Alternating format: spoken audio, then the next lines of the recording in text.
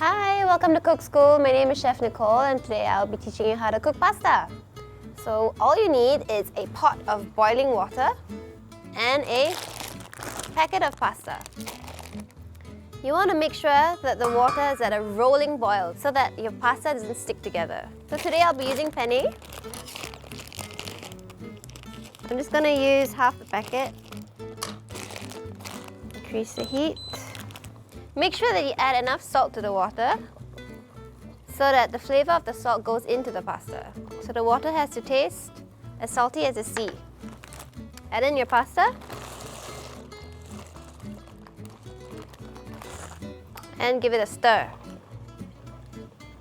So follow the instructions on the packet. I like to cook my penne for about 5 to 6 minutes until it's al dente. We'll just put the lid on and we'll check on it in 5 to 6 minutes.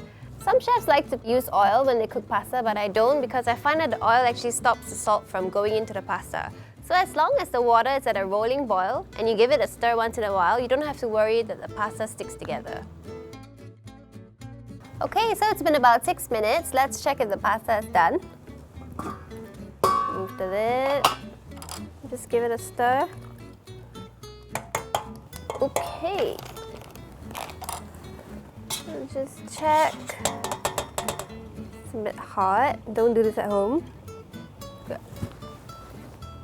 Okay, perfect. So you know when it's done, when the pasta is al dente. If some of you are wondering like, what's al dente? Al dente means to the tooth, meaning that when you bite the pasta, there's still some texture in it so that there's some resistance when you bite. If you're going to use the pasta in a sauce, you want to make sure that it's a little bit underdone so that when you mix it with the pasta sauce, a little bit of the pasta actually absorbs the flavor of the sauce. And